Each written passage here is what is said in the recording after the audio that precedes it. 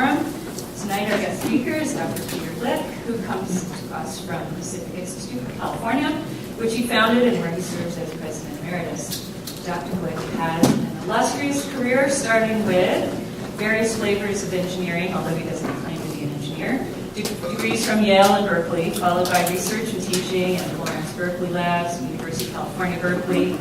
And in 1987, he founded the Pacific Institute for Studies in Development, Environment, and Security. He's published 11 books and many, many peer-reviewed papers.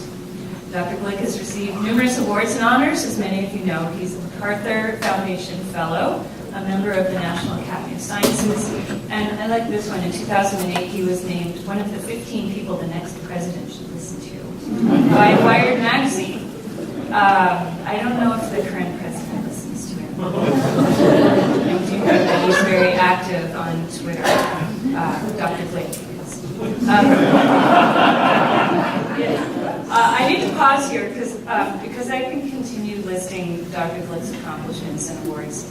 But I'd like to point out that for many of us, his greatest professional achievement is the impact that he's had through his very accessible writings that focus on emerging issues of water policy, climate change, security, and much more. Just pausing here, how many of you have read his papers in your classes, in your work, and are familiar with this work? Okay, just take a look. Thank you. In 1989, when I was a grad student, just a little bit weird, I read his paper, Climate Change, Hydrology, and Water Resources. It was a reviews of geophysics paper, a review article. And I'm embarrassed to actually use this term, but it was life-changing. I realized that my snow research, for those of you who don't know me, I'm a snow hydrologist, mattered to more than just the hydrologist, that mountain snowpacks are vulnerable to climate change. They affect, that vulnerability affects water security, especially in rapidly developing urban areas across the western U.S. And so my work has continued in that vein for the last couple decades. So thank you for that inspiration. So Dr. Gleick continues his important research crafting impactful messages about water resources science, policy, and management. He's a prolific blogger, and I said before, regularly active on Twitter. His Twitter handle is @PeterGleick. His most recent publication is on the future of water, and tonight he is here to discuss the future of freshwater sustainability. So please welcome Dr. Peter Gleick.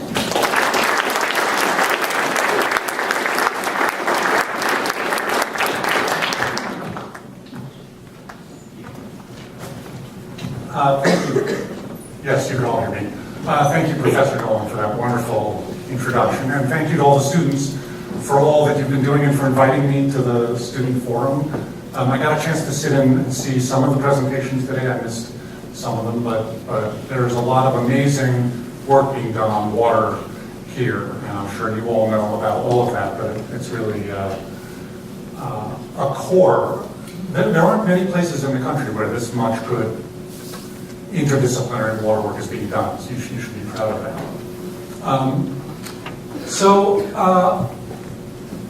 Water is a huge topic, as you all know. It's an interdisciplinary topic. It's related to everything we care about, to human health, to ecosystem health, to the production of food, to industrial goods and services that we use, to our daily lives, to ecosystem health, to the climate change. It's connected to everything, which is one of the reasons why I can always find something new to do on water.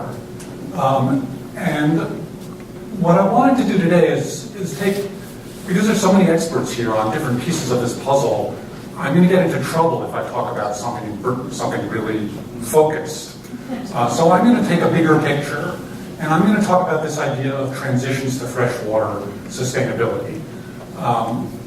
And the really short summary, for those of you who have been working hard all day and haven't had enough coffee and are going to fall asleep, I'm going to argue that we're in a transition now to freshwater sustainability, that we're moving toward a future of what I describe as a positive future away from what we now have, which I would describe as unsustainable freshwater management and use. And I'm an optimist by nature, and some people say an optimist is just a poorly informed pessimist. I think the transition will be slow, because transitions like this are typically slow, and I'll describe that. And I'm not suggesting that everything is hunky-dory and great. Bad things are happening now, and bad things will continue to happen in this transition, and we need to understand that. But there are also things that we can do to make this transition happen faster, to accelerate the shift. And so I'm going to talk about all of these different pieces and what I mean by a transition and what I mean by sustainability and so on. But that's where I'm going. So, sustainability. So first of all, no one really, we have trouble defining sustainability. It's a word some people don't like because it's ill-defined. There are many different definitions. The term goes back 30 or 40 years before it really started to be used a lot. I actually like the term, but there's no agreement about a single definition. But here are some of the common characteristics that I think of when I use the term sustainability. The first is that the world's a complex place. A lot of different components are acting all at once in a lot of different ways, rather than just energy or water or climate or any particular piece of the puzzle. The world is an integrated, complex place. And so sustainability talks about all of those things working together rather than a single resource or process. A second characteristic is time is important. And in particular, future generations are important. And this is something that economists don't really get, who tend to think about short-term economics, with some exceptions, of course. But the idea of sustainability, in my mind, gives weight to future generations, the values of future generations, the impacts on future generations, the ethics and morals associated with thinking about future generations. So that's another piece of this. A third is that resource renewability is critical, and this is obviously important for water, but it's also critically important for things like energy. We don't want to be using resources that are non-renewable, that are unsustainable, because in the long run, they're non-renewable and they're not sustainable. And so we have to move toward resource renewability, and this is really important for water. And I'm not going to talk much about this, although I wrote a paper a while ago called Peak Water that talks about renewability and non-renewability of water, because it has characteristics of both. And then the last piece of this is that the sciences and resources and engineering need to be integrated with economics and social factors and political factors. And this is true for water, and it's true for resources in general. We're not going to address climate issues or water issues or energy issues successfully purely from a natural science or an engineering perspective, or purely from an economic perspective. You have to think about those in an interdisciplinary way. And so those themes, I'm not going to repeat them very much, but they run through all of what I'm trying to say today. So what are resource transitions? They're fundamental shifts in a policy or a belief system or technology or institutions or management strategies from one condition to another. It's a transition from something to something else. They can be fast or they can be slow. And I'll give some examples of each. They can be linear or they can be non-linear. You can be moving along a sort of straight path, or you can have sudden, abrupt non-linearities. There may or may not be a threshold marking a change from one system to another. But all of these are factors that are relevant in discussions about resource transitions. So why do they occur? I should back up and say, a lot of what I'm talking about is I described in much more detail in a paper that just came out a month or two ago in PNAS on freshwater resource transitions. And I probably should have listed the URL, but if you look up my name and resource transitions in PNA, the Proceedings of the National Academy of Sciences, you'll find it. And if you want, my email's at the end, and send me an email and I'll send you a copy of the paper. So why do resource transitions occur? Sometimes they occur when an existing system fails due to an environmental issue or an economic issue or a social issue or a political issue. Something happens and something goes wrong and the old system has failed. Sometimes a new technology comes along and totally disrupts the way we did something, the way we operated something, the way we managed something, the way we behaved. Sometimes it requires an alternative institution or some kind of a system to be developed that satisfies some kind of new social need. Something new happens and we need to do something differently. And I have to note that not all transitions are good. And our history is replete, unfortunately, with bad transitions. Transitions that occur for one of these other reasons, and we do something different. That new thing that we do may or may not be a good thing. And the transition from wood as an energy system to coal as an energy system was good for a number of reasons. It certainly saved our forests. It certainly changed the way we managed certain kinds of ecosystems. Coal is a much more energy-intensive resource per weight than wood. And it helped fuel the Industrial Revolution in Europe and in the United States. But for reasons that are now apparent to us, coal isn't such a great thing. And now we're discussing a resource transition away from coal. We moved to ethanol for a variety of reasons, which turned out not to be such a great idea for agricultural reasons and sometimes for water reasons. When we have a drought in California and we transition temporarily or permanently from surface water to groundwater, there are advantages to that, but there are disadvantages as well. And you all can think of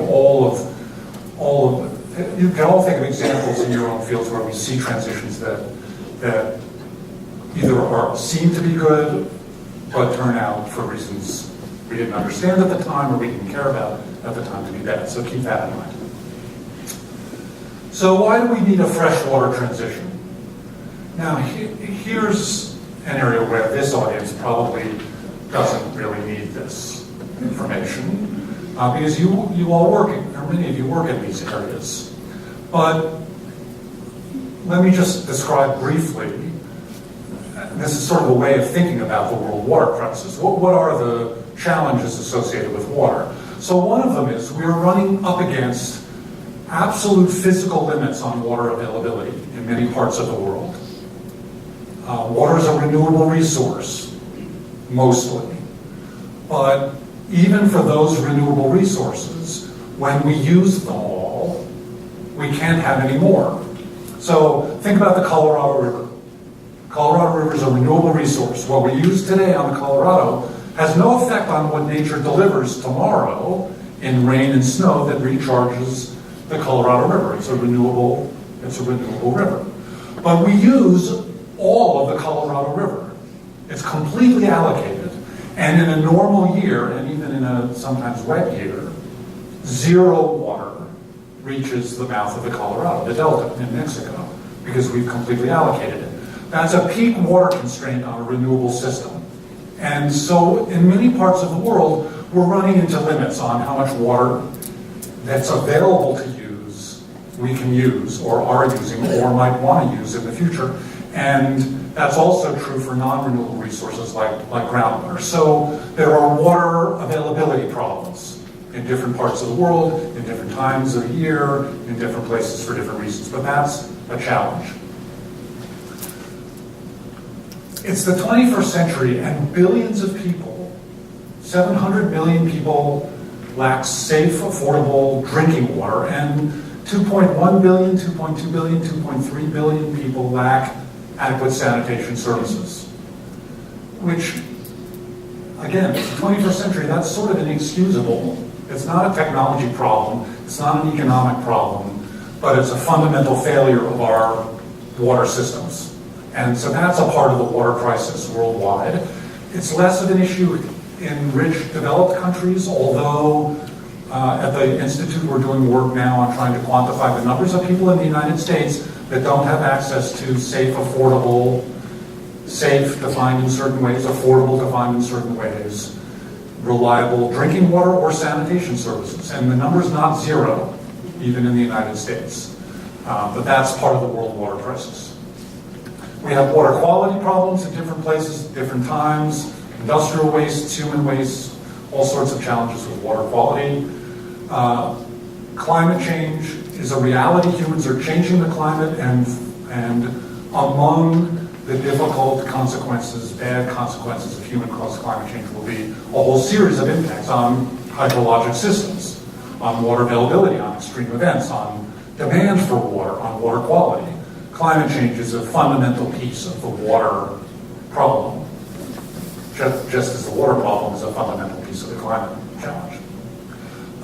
And we see on the political side, and I'll talk about this a little more later, increases in violent conflicts over water resources. I'm trying to think about how much more I'm going to talk about this. I'll talk about it a little more later.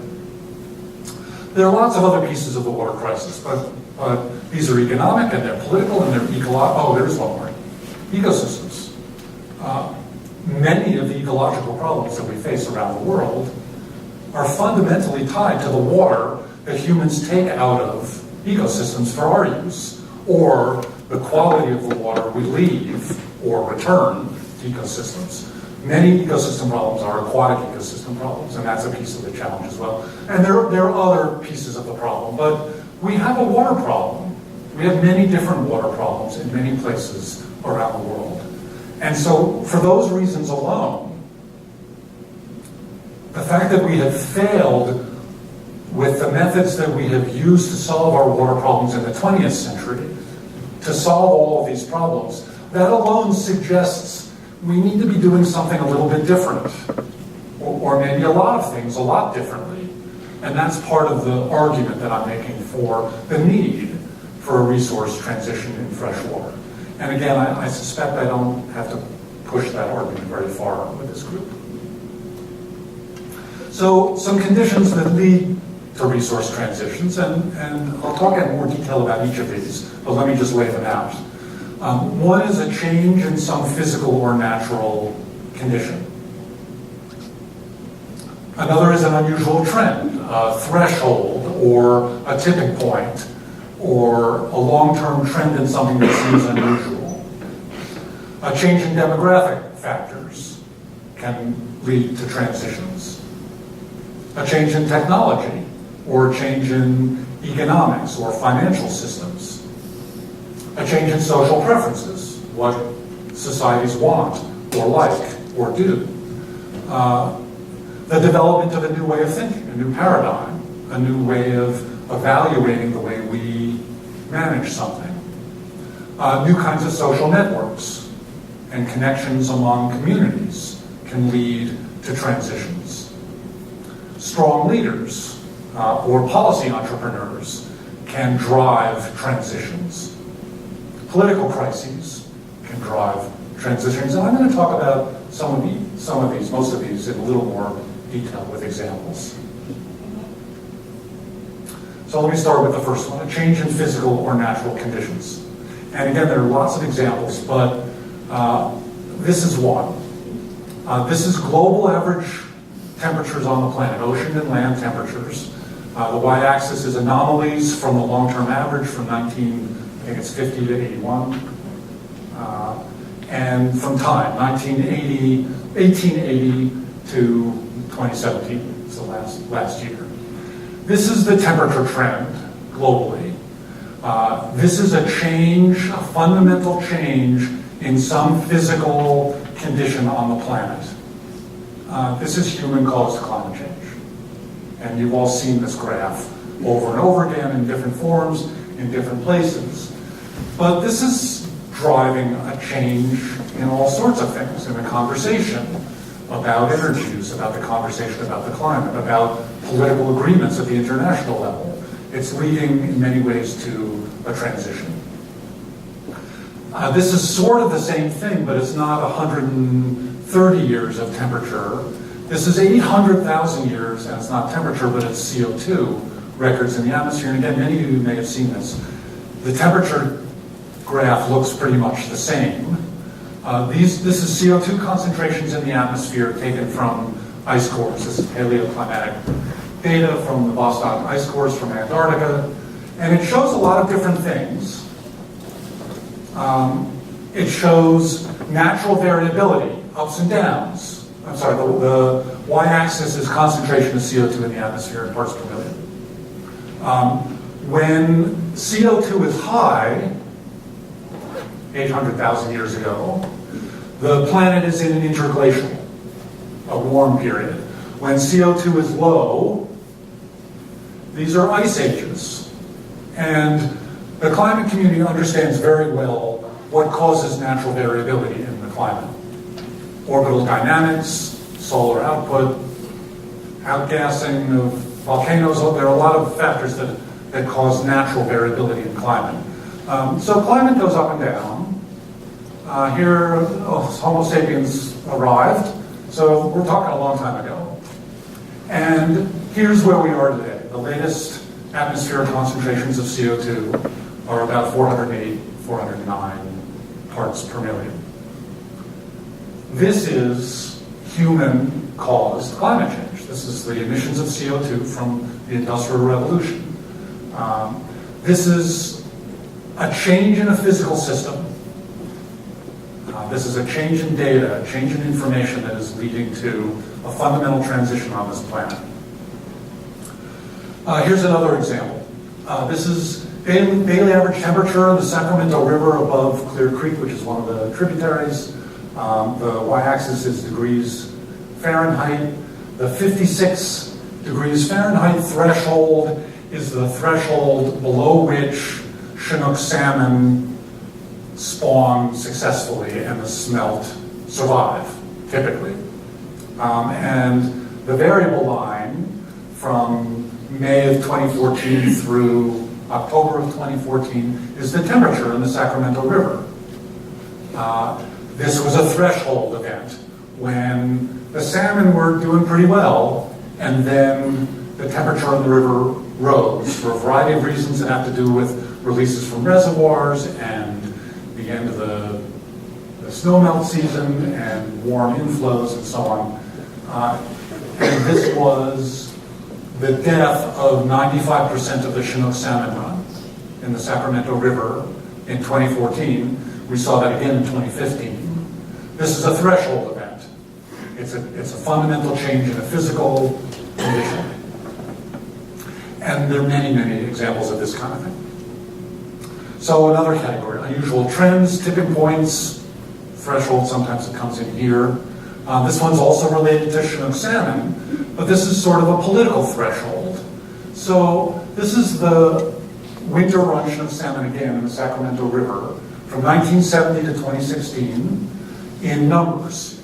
The number of salmon that survive, that escape to the ocean in this particular population. And you can see over time, from 1970, the population of Chinook salmon started to drop to almost nothing.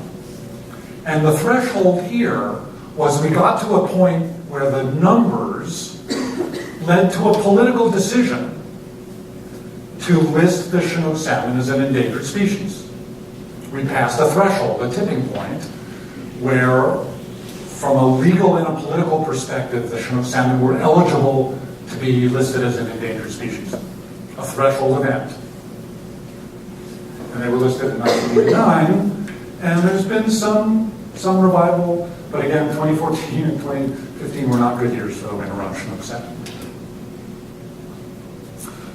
This is a graph that shows an unusual trend. This comes from some work we do at the Pacific Institute. We maintain something called the Water Conflict Chronology. Says it right there, Water Conflict Chronology. It's an online open source database of every conflict, violent conflict associated with water that we know of, going back 4,500 years. The first entries are like 2,500 BC. If you like history, including ancient history, there's some great, weird stories in this. This is a graph that simply shows the number of events in the database per year from 1930 up until 2017. And it's showing a big increase over time. Now, maybe this is a tipping point, maybe it's a threshold event, maybe it's a change in some fundamental political factor, maybe there's a problem with the data. We're very good at collecting data today on water conflicts. If there's a violent conflict over water, violent in the sense that somebody is injured or killed, my magic little device tells me within a few minutes. Now, that wasn't true in the 1930s and the 1940s. So maybe there's a data issue here. But something is going on here that is worthy of thinking about from a political perspective, from a water management perspective. And we have a project to try and evaluate causes of conflicts over water, what's going on, or there regional trends. And then we have a separate project looking at ways of reducing conflicts over water. And that's a totally different talk I could give. Changes in demographics. This is a graph that shows global urban in blue and rural populations worldwide from 1950 through 2050. And we had a change, a fundamental tipping point, if you will, in about 2013 or 2014, when for the first time, the world population was more urban than rural. When the number of people living in cities was larger than the number of people living outside of cities. Before that, we lived in a rural world, and we now live in a population in a world that's increasingly dominated by large urban populations. And that has enormous implications for a lot of different things, but including water. Because obviously the things that we need to do to address urban water challenges are different typically than the ones to address rural challenges. And so it means we have to think differently about water management along with a whole lot of other things. So changes in demographics are important. The world is increasingly younger. That's a critical issue. There are all sorts of demographics that play into the water challenge as well. A change in technology. Water is often a technology issue. This is one of my favorite graphs. This is cholera death rates in the United States from 1900 till 1960 in deaths per 100,000 population. It's a death rate on the y-axis. And you can't really see the little arrow here, but toward the end of the 1800s and the early 1900s, the water community started to understand what caused water-related diseases. This was an improvement in biology and bacteriology and medicine, and we started to develop technology to address those problems. And this was a growth in biological treatment and chemical treatment and physical treatment of water and wastewater. So in 1909, 1908, 1909, 1910, the first wastewater treatment and water treatment plants in the United States that used chlorine and biological treatment started to be built. The first one, I think, was Jersey City, where we started to chlorinate water in 1909. And very rapidly, people stopped getting cholera and dysentery and typhoid and water-related diseases that were rampant in the United States. And now, we don't have those water-related diseases, mostly, in the developed world, because of a fundamental change in technology, in the way we treat and deliver safe drinking water in our municipal systems, and treat wastewater. So that's an example of an incredible transition from one health regime to another, from one water technology or lack of water technology to another. Here's another example. This is total storage of water behind reservoirs in California. The global graph actually sort of looks the same. The units are a little different, but the units are cumulative capacity in acre feet, up to 50 million acre feet. And there's a lot going on here. It's from 1850 to 2000. But basically, from 1850 until 1900, we didn't have big reservoirs. There was not a lot of water stored behind reservoirs in California or anywhere. And then, for a variety of reasons, we learned from an engineering perspective how to build big dams. And for political purposes and economic purposes, we started to build big dams.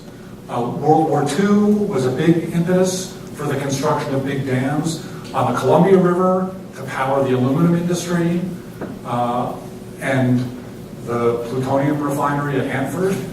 The Tennessee Valley Authority was developed to bring rural electrification to the southeast and to power the uranium refining that was being done at Oak Ridge. Anyway, for a variety of reasons, we learned how to build big dams and we started to build them. And we built them. And here's Shasta, big increase in capacity. Here's Trinity Dam, the next checker, Oroville Dam, the biggest dam on the state water project system in California. So these are big increments in capacity. So technology led to a fundamental change in the way we managed large rivers and thought about droughts and floods and managed droughts and floods. And that was really an engineering thing. And then it leveled off. And I could talk about this. This is another transition that I think we're in the middle of right now. Why is it leveling off? And I'm wondering now if I should tell you why now or if I should wait for another slide. Okay, I'll tell you why now. A lot of reasons. First of all, we built on all the good dam sites in California. And some would argue some not so good dam sites in California. And one could argue, for example, New Orleans. But that's a political conversation we can have later. Another reason is, and this is related to transitions, in the 20th century, we didn't know or we didn't care about the ecological consequences of building big dams on rivers. It was more important to have flood control and drought protection and hydro generation and water supply, and we didn't think about ecosystems, or we didn't know about ecosystems. But we do now. And so any proposal to build a big dam today has to take into account ecological factors. And that's a social transition. That's a knowledge transition. It's contributed to this leveling off. There are other reasons as well that have to do with the way we finance these projects, that we don't finance them the same way that we did. So there are a lot of reasons for the transition in this, the transitions that you see in this kind of graph. All right, enough about that. Political crises or social pressures. Flint, Michigan. So we built a great water system, a great urban water system in the United States that much of the rest of the world wishes it had. And we got rid of cholera and dysentery and typhoid. But it wasn't as great as we thought it was, and we're not investing in it the way we ought to maintain it and to modernize it and to make sure that every population in the country has safe, affordable drinking water. And Flint, Michigan turned out to be a wake-up call. And is there anybody here who doesn't know what I'm talking about with Flint, Michigan? Okay, you all know what's going on. We had a failure of an urban water system, and it was a failure for a lot of different reasons. It was there were political reasons, there were economic reasons, there were environmental justice or injustice reasons associated with why Flint was as bad as it was, and still is in many ways. But in many ways, it was also a fundamental change. It woke us up to the fact that we're not investing in our urban water systems the way we ought to. It woke us up to the fact that there are huge environmental injustices in our water system still in the United States. It woke us up to the fact that our political entities are not paying as much or the right kind of attention to water as they ought to. It's driving a transition, and if there's any good news out of the Flint, Michigan disaster, it's that. It's that we're a little more aware of what we ought to be doing with urban water systems and with water systems in general. And again, I'm sort of an optimist. I'm going to take the good news out of that bad situation. But that was a political crisis. Here's another one. And I know that there are experts here who know more about this, so I'm going to try and say as little stupid as I can about this. But we're having a debate. Actually, I'm going to back up for a second so you listen to me rather than trying to figure out what that crazy crowd is saying. We're having a debate in California. You're having a debate in Reno. We're having a debate worldwide about, and this is another fundamental transition, about the use of recycled wastewater. And it's tied to this issue of there really is in many parts of the world no more new water. So we're having and I'm going to come back to this quite a bit, we're having a conversation about alternative sources of water, and wastewater used to be thought of as a liability. You collect it and you throw it away. Or if you're lucky, you collect it and you treat it and then you throw it away. So now we're having a conversation about, all right, we're collecting it, we're treating it, often to a very high standard. Maybe we could use it. And that conversation is happening in California, and it's happened in Singapore I won't go into Singapore, but Singapore has a very aggressive wastewater treatment and reuse program. It's happened for many decades in Windhoek, Namibia, which has direct potable reuse and has for a long, long time. It's happening in Israel. It's happening more and more in places where there's no more new water to be had. So part of the challenge about recycled water is that it's recycled and that it sort of comes from wastewater. Okay, so there's a social issue here that has to do with public perception. So this is a graph that shows the percentage of people in San Diego, and they've done a series of polling over the years, in favor, strongly or somewhat in favor in blue, strongly or somewhat opposed in red, or they don't know, or they have no strong opinion, to the use of treated, recycled wastewater in San Diego. And there's been this weird transition. The first time San Diego proposed building a recycled reuse system, it was 65% opposed and 25 or 30% in favor, and a bunch of people, 10% didn't have a strong opinion. There was serious opposition, and there were advertisements about toilet to tap, which is a phrase I really don't like, for obvious reasons. But there was a lot of opposition. We're not going to drink that stuff. Don't build this plant. And they didn't. But now, in the latest survey in 2015, 75% or so are in favor of San Diego building and instituting a treated wastewater reuse system. That's a huge social transition. And I don't really know why, because they don't poll that very, very directly. I have a bunch of ideas, which I will share with you, uninformed, unsupported by data ideas. One is that during this period, there have been several periods of severe drought. And San Diego is vulnerable, especially to drought. And the whole state, of course, is. But so that was a problem. And so there was a lot of public education about the lack of water. And it changed behavior in a lot of different ways.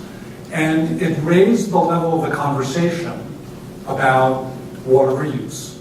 So there was an education component to that.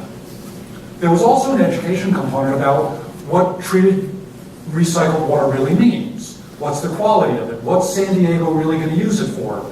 It's not direct potable, it's indirect reuse. It wouldn't be necessarily for the drinking water supply, it might be for industrial uses or outdoor landscaping. There was a lot of education about it. Statewide, there was a lot of education about it. So there are probably other reasons as well, but There was a fundamental transition which has changed public perception. And that's a good thing, and San Diego is going ahead, as are many cities now, with different kinds of wastewater treatment reuse systems. Another one is the creation of a new way of thinking about the way we manage fresh water. And I'm going to talk in a little more detail about this and how it sort of brings everything together. Part of this is that there's a growing understanding about the interdisciplinary nature of water challenges. There's conversations about the water-energy nexus. We're starting to think about water and energy together, rather than water over here and energy over there, and we don't talk about them together. Or the water-energy-food nexus, or the water-energy-food-climate nexus. Nexus is a sort of like sustainability. It's a new buzzword. I also like nexus. The idea is that water is an interdisciplinary issue, and we're not going to solve it unless we think about it in a cross-disciplinary way. There's also a move, and this is related, away from the purely engineering approach to dealing with water issues, or the purely economic approach. And I have plenty of economist friends who keep telling me all we have to do is price water properly, and all the other problems are going to go away. And I give them as hard a time as I do my engineering friends. So there's a growing understanding of the need to do things a little bit differently, and that's part of this transition. But I want to describe it in a way I've written about in the past, which is something I call the soft path for water, which is derived from some work that was done in the energy world in the 70s by Amory Lovins at the Rocky Mountain Institute on soft energy paths, where he was thinking about a new way of thinking about energy policy. And let me do this in a couple of ways by comparing the hard path, which is sort of what I think about as the 20th century approach, what we did for water in the 20th century, and what I think we ought to be moving toward for the 21st century. So the first is the hard path built for water supply. The assumption was there was going to be some demand for water, and we have to build supply to meet that demand.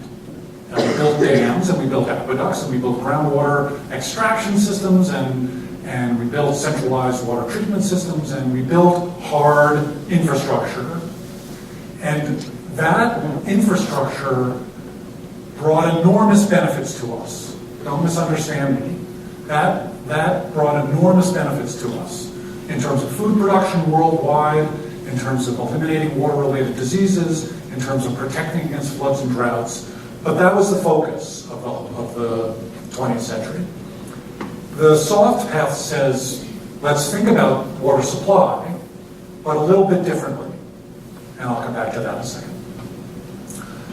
The hard path says, let's satisfy some projection of demand. Population is growing, our economy is growing.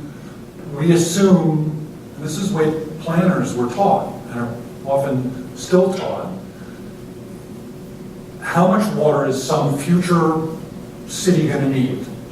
And what it's going to need is the number of people times the amount of water they're using today, or maybe the amount of water that we think they'll be using tomorrow, but some projection of demand, and we'll satisfy it.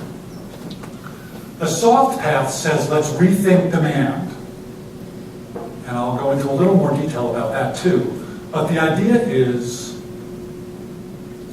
we don't want to use water, per se, except for fundamental things like drinking and ecosystem survival and growing food. We want goods and services. We want to grow food. We want clean clothes. We want to flush our toilets. We want to make semiconductors. And those things all take water. But the idea of rethinking demand says maybe we can do the things we want with less water. And it's this issue of efficiency and conservation. Now I'll talk a little more about that in a minute too. The hard path says water is an economic good. All we have to do is price it properly and the world will be great. I hope there are no economists here who are saying, boy, he's really mischaracterizing the world of economics. Right? So be it. And the soft path says water is an economic good, and let's think about smart economics, but water is also a human right. And in fact, the UN declared formally a human right to water in 2010. So how do we balance a human right and an economic good? That's an important question. It's a complicated question, and the soft path requires that we think about that question. The hard path thought about centralized treatment typically to one quality, potable water. And most of our water systems are designed to treat water to one quality and deliver it in one set of pipes for whatever uses you may have. So you're using incredibly high quality potable water for drinking. That's great. And for flushing your toilets. That's maybe not necessary. And for watering your lawns. That's really not necessary. And why do you have lawns? You live in Reno. So that's another issue. So the soft path says, let's think about the quality of the water we want to do the things that we want, and maybe we can do things a little differently. Maybe we want to build things a little differently. Maybe we want to distribute water a little bit differently. And that requires a new way of thinking as well, a new technology, a new infrastructure, and new management systems. The soft path, as I mentioned, didn't understand or gave no thought to ecosystems, and now a soft path, a transition to freshwater sustainability, absolutely requires that ecosystems be a fundamental part of what we humans do with whatever we manage from a water perspective. And so protecting ecosystem needs and ecosystem health is critical. And again, from an institutional point of view, the hard path was mostly centralized management. Big water agencies, state departments of water resources, federal irrigation systems, big centralized management systems typically. And the soft path says maybe we could supplement that with community scale systems or with integrating energy utilities and water utilities so that energy utilities build things that maybe are less water intensive, or water utilities think about the energy implications of their water treatment systems. It's a different way of thinking about institutions and management, and that's part of my argument for a soft path as well. So I showed this graph once before. I'm showing it now in the context of this water supply argument. We might build one or two more big dams in California. That's a debate, and it's a perennial debate. But I would argue that at the end of the day, if we do build one or two more big dams in California, that's not going to solve California's water problems and fundamentally add to our water supply. As it is part of the debate about building new dams is there's mostly no water to fill those dams the way we manage our current systems. So the water supply problem in California is not a dam problem. It's not a traditional supply problem. But, as I suggested, there are new ways of thinking about supply. And this is the groundwater replenishment system in Orange County, which is one of the first and most sophisticated water treatment and reuse systems in the state. And they use it for groundwater recharge and for ecosystem flows on the Santa Ana River. It's not a direct potable system, but it's a long-standing water reuse system, and it's expanding water supply. And just to give you a little number to sort of put this in perspective, urban water use in California is about 8 million acre feet a year. And for those of you on the metric system, I apologize. We have this ridiculous unit in the western United States.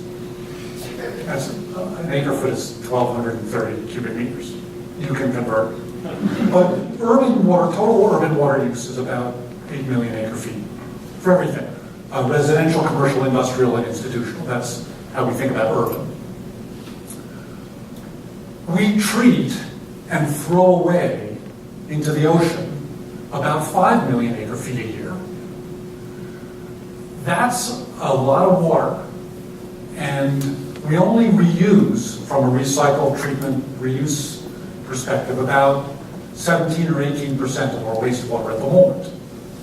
Israel reuses 80 or 90% of their wastewater, mostly for agricultural purposes.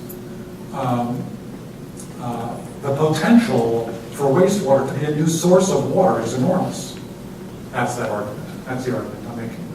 Desalination, these are reverse osmosis membranes. It's actually in Singapore's wastewater treatment and reuse system, but it's the same kind of system used for ocean desalination. Ocean desalination is a huge potential source, new source of water that doesn't require taking water out of rivers or groundwater systems. It's very expensive. It has its own ecological challenges, and I'm not arguing in favor of desalination in California at the moment, for example, but it's an option. And as water gets scarcer and more expensive and more valuable, that's an option. Stormwater capture and reuse, urban stormwater capture and reuse. Los Angeles is exploring ways of capturing more stormwater and using it to recharge local groundwater to supplement local supply. And more local communities and even rural areas are thinking about how do we capture and recharge stormwater in a way that we haven't in the past. New sources of supply, in this case, potentially valuable for ecosystem restoration. So there's a lot of things going on here. Demand management, I've hinted at already.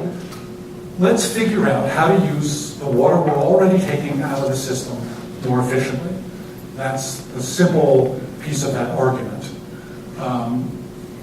Why do you have a lawn when you have a beautiful garden that is very water efficient? I have a beautiful garden. I live in Berkeley, California. I have a beautiful garden, no lawn.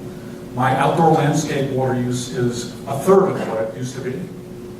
And it could be lower than it is now. But smart, efficient toilets. The average toilet in the United States sold in the 1980s was 6 gallons per flush. The federal standard today is 1.6 gallons per flush. That's a 75% reduction in water used to flush toilets. And frankly, the modern design toilets work better than the old toilets.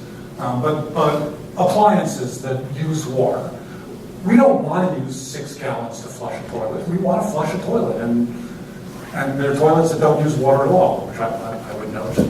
And so if we can do the things that we want with less water, that's the demand management side of things. And the potential to do all of the things that we're doing with water with less water is enormous. And not even shown here is agriculture, which uses 80% of the world's human withdrawals of water. 80% of the water we use goes to agriculture. That's also true in the United States, the consumptive use. We could grow more food with less water. The Pacific Institute, my institute, did a study a couple of years ago in the context of the drought in California, looking at these strategies. Reuse potential in California in blue, and stormwater capture and rooftop runoff capture in light blue. Those are the two sort of alternative supply things we looked at. The two in the middle, the green and the red, are agricultural efficiency improvements and urban efficiency potential. Ag efficiency potential in the sense of growing the crops we're growing today on the land we're using today, but with better irrigation systems and better soil moisture monitoring. So we didn't change crop type, we didn't change agricultural acreage. And it's a little hard to read. This is actually a map that shows for different regions of the state the potential in the size and the pie chart of those options.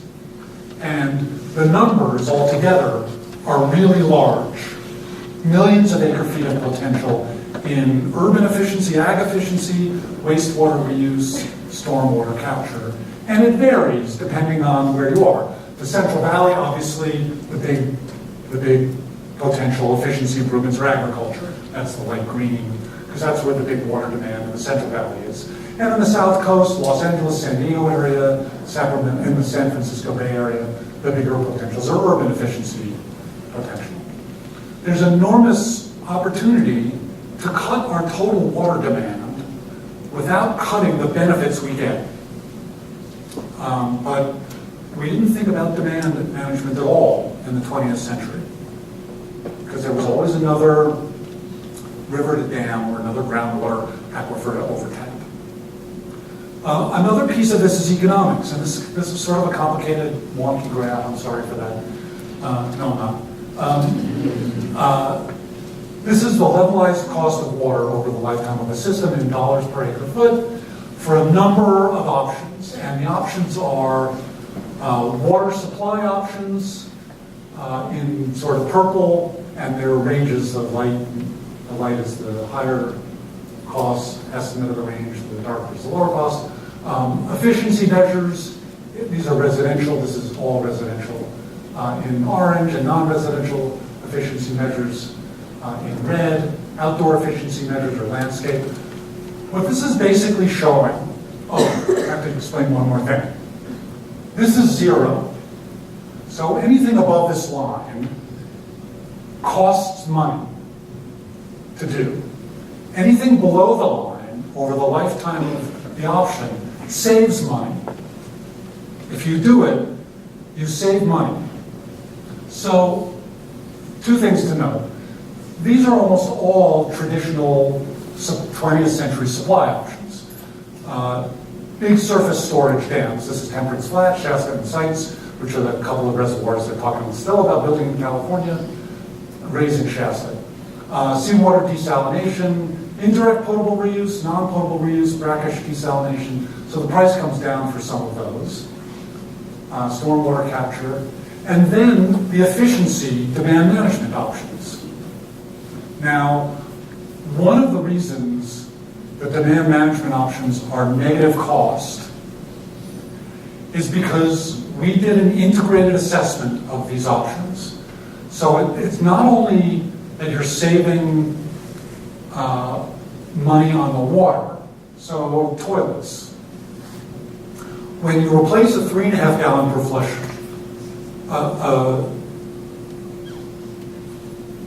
okay, this is mislabeled. When you replace a 6 gallon per flush toilet with a 3.5 gallon per flush toilet, you save money over time because you're using less water. You save more when you replace it with a 1.5 gallon per flush toilet.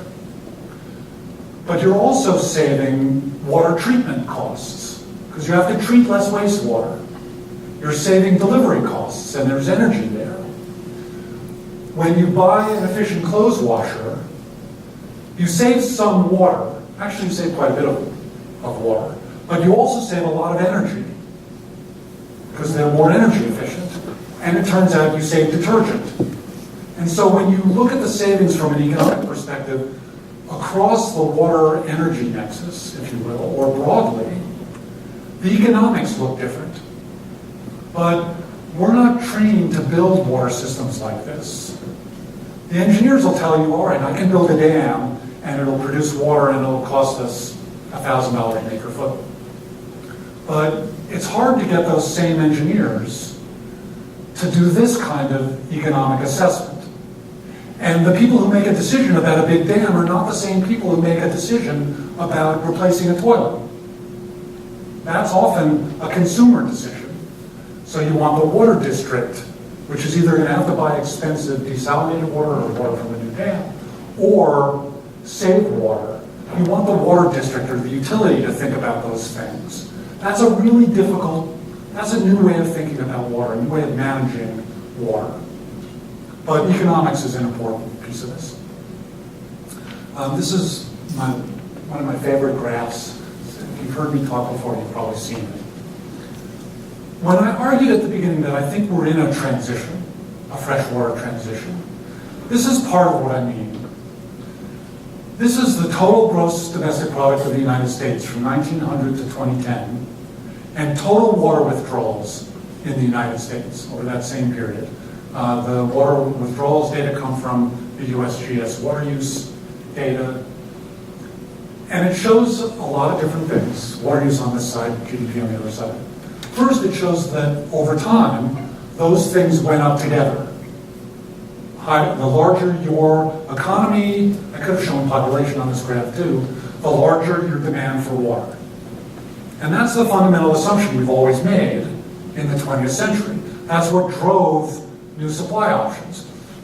Economy's going to grow, our demand for water is going to grow, and it was true for a long time. But then something happened, a transition, a threshold, something happened around the mid-70s. And we use less water today for everything. This is everything. This is irrigation water, it's domestic, commercial, industrial, power plant cooling water. This is total water withdrawals. We use less water today than we used in 1980.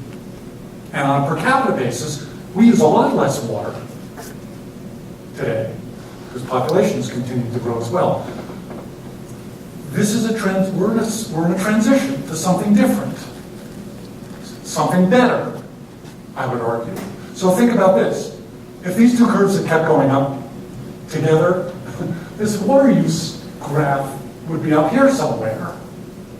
Total water use in the United States would be more than double what it is today. Where would that water have come from? We use 100% of the Colorado already. We use too much of the Colorado already. We're overdrafting the Central Valley and the Ogallala Aquifer and other groundwater systems. We couldn't.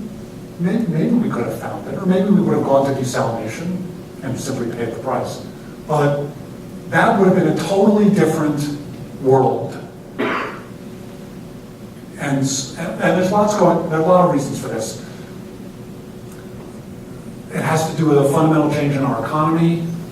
We're making fewer things that are with water-intensive industries. So to some degree, we've exported our water demand to other countries. That's part of what's going on here. In 1970s, we passed the Clean Water Act and the Safe Drinking Water Act. And the Clean Water Act set quality standards for industrial discharges. And it turned out that one of the best ways industries could meet water quality standards under the new Clean Water Act was to use less water and to dump less wastewater. And that led to a decrease in industrial water demand. We started to put in place appliance efficiency standards, toilets, washing machines, shower heads, that cut urban water use without hurting our economy. There's a lot going on in this complicated graph, but it shows a fundamental transition in where we are. So let me close here. I think we're in a transition in the way we think about and manage water. I think it's a global transition, although it's happening in different ways in different places for many different reasons, because water is often a local one. But I think such a transition is needed for obvious reasons, and I think it's underway. And I think that's really good news, actually.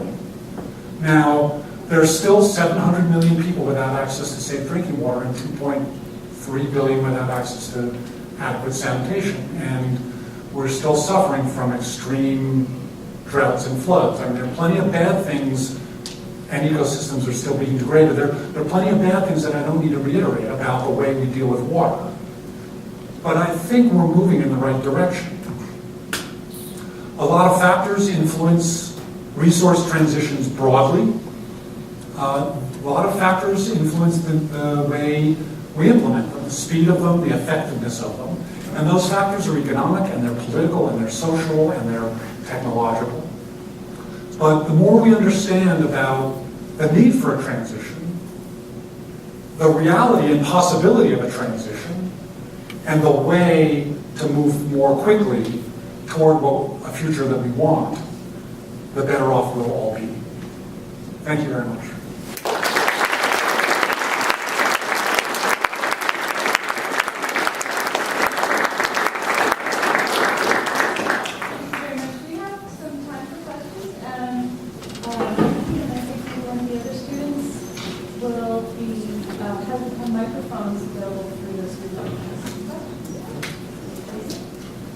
Somebody's got to be the first, right?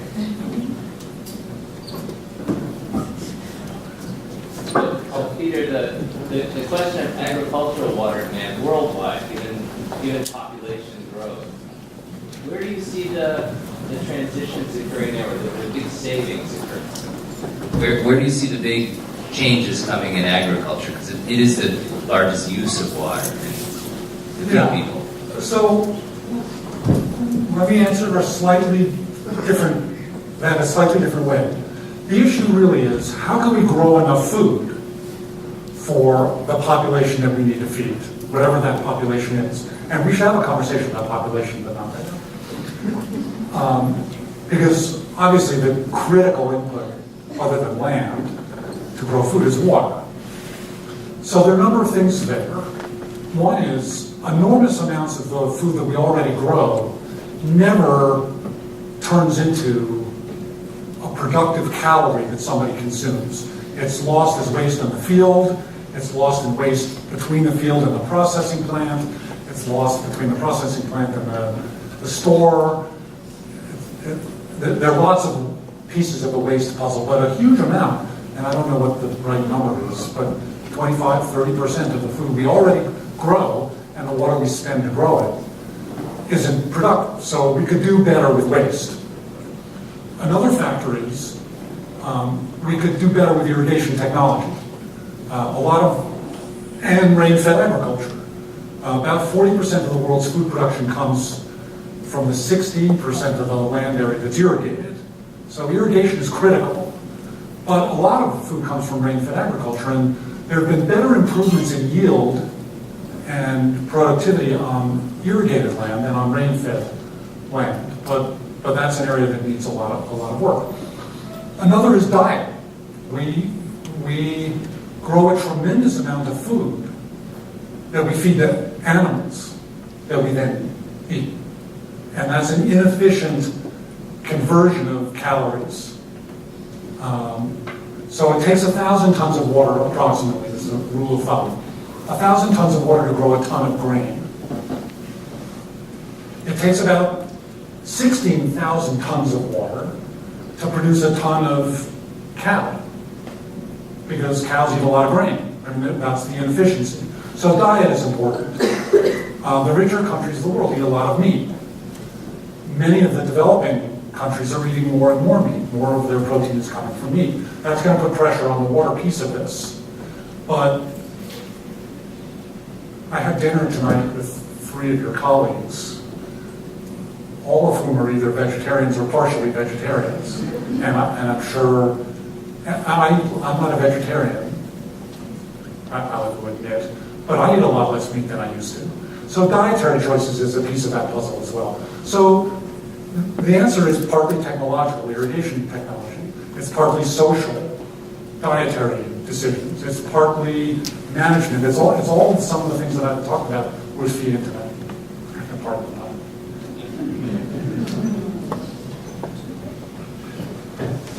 puzzle. You mentioned waterless toilets, and a long time back, I'm sure you're familiar with the book by Sim van der Rijn, Toilet Papers. And I know Sim. And you know Sim, who was the California architect at the time, so well placed about composting toilets, and yet that has just made no progress. And I can understand in heavily urban areas, high rises, the challenges, but the stupidest thing we can do is flush water in the toilet. So how can we make more progress towards that? Even in places where you put in septic systems, even in places progressive as Sonoma County, there is no chance you can put in a composting toilet. So there's an old joke in the astronomy world that we're known among alien planets as the planet that pees in their water or poops in their water. Yeah, we love our toilets. We do. I talked about social transitions. I'm not totally holding out for the elimination of water-fed toilets. It's a tremendous improvement to move from 6-gallon per flush toilets. And the state standard in California is 1.2 gallon per flush toilets. And my toilet at home is a 0.8 gallon per flush toilet, and it works better than any toilet I've ever had. So that's not a zero water toilet, but it's an improvement.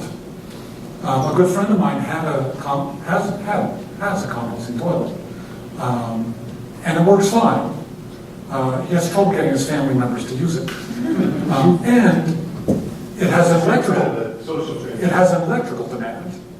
I know this is a design. That's a technology question, but the broader issue you're raising is sometimes the improvements that we would like to see And the technologies that are available butt up against social preferences. And that's often a difficult thing.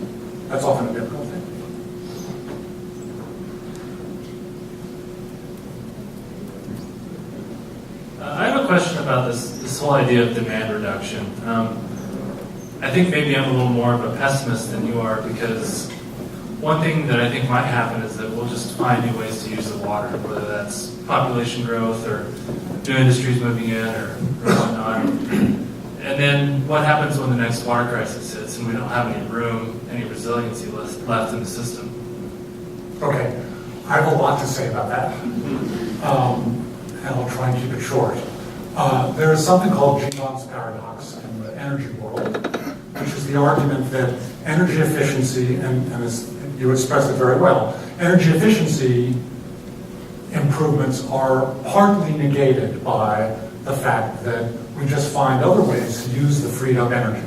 And you made it for water. And the other argument you made was a demand hardening, what we call a demand hardening argument, which is when you squeeze inefficiencies out of the system, then when there's a crisis, you can't cut water use as much as you would have if you, from a behavioral point of view. Let me tackle that one first. That one's partly true, but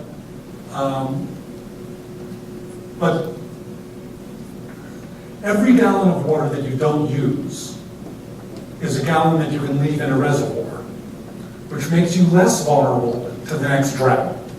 That's one piece of the argument.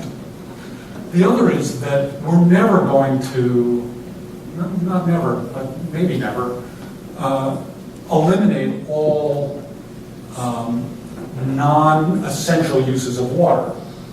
I use water in my very, very efficient drought-proof garden, but if I had to, I could let my garden, even now, I could let my garden die if there was no water for it. I could still stop flushing my 8 gallon per flush toilet.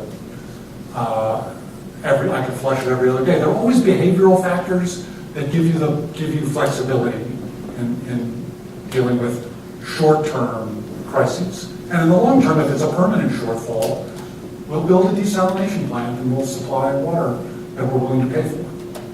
On the Gleick's paradox argument, I get this a lot in the agricultural sector, because a lot of the improvements in agricultural efficiency have not led to returning water for ecosystems. They have led to an increase in stream flow.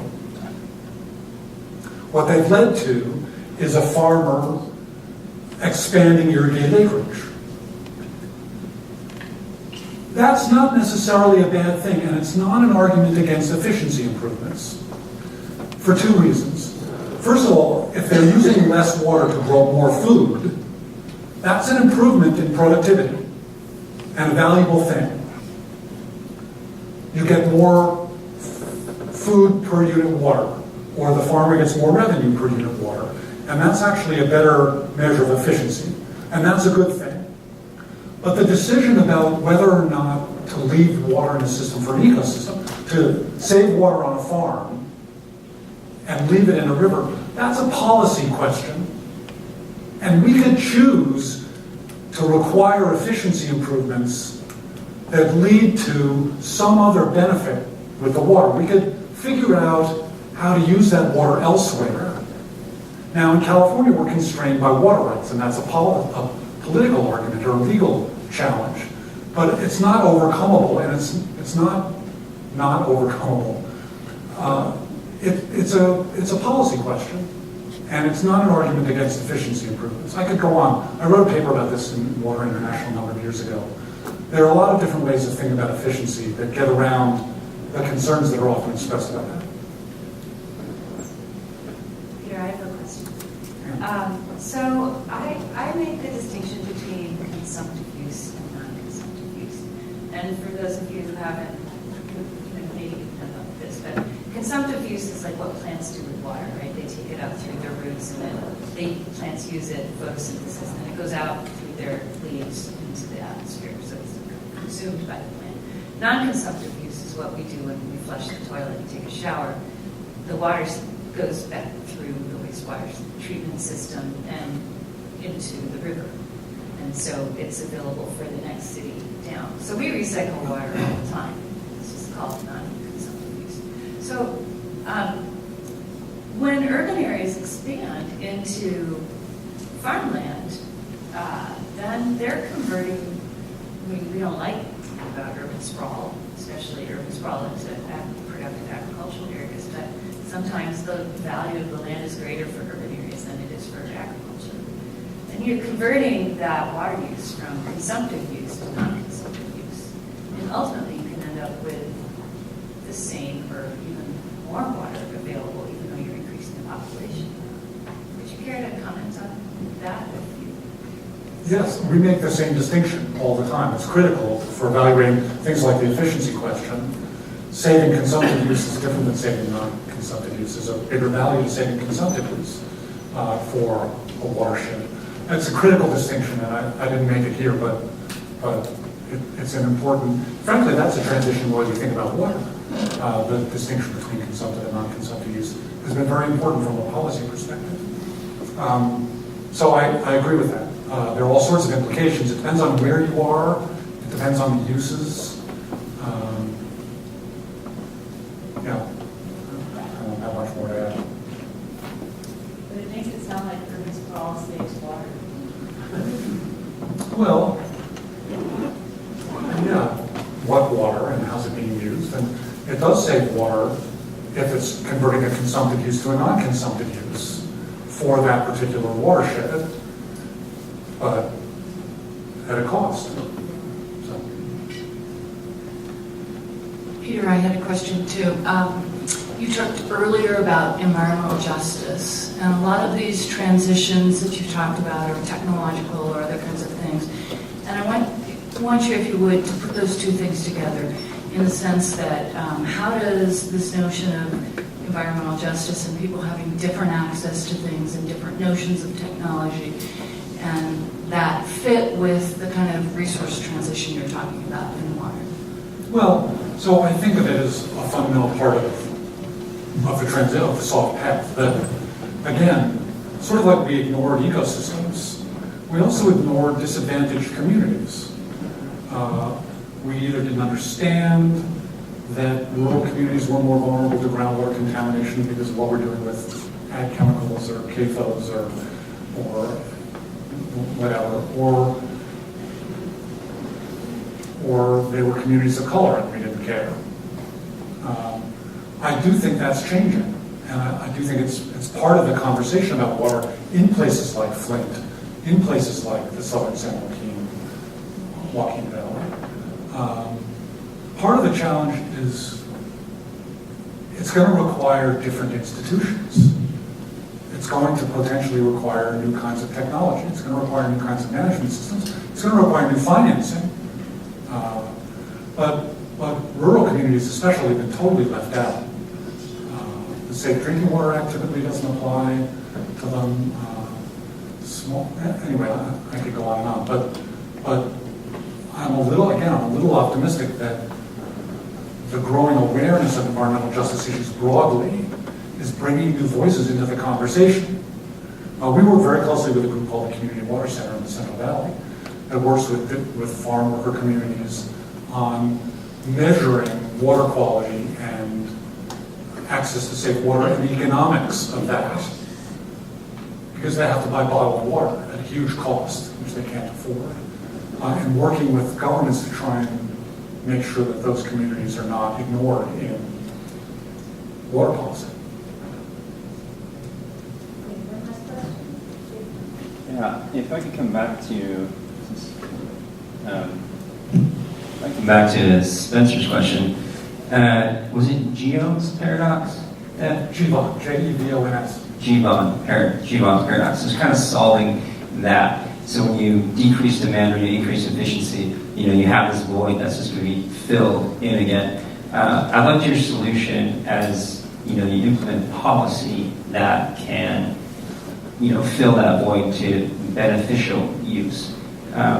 So what are some sort of policies that you could allocate this freed up water? Or what are some how can you allocate this freed up water that will benefit society and ecosystems?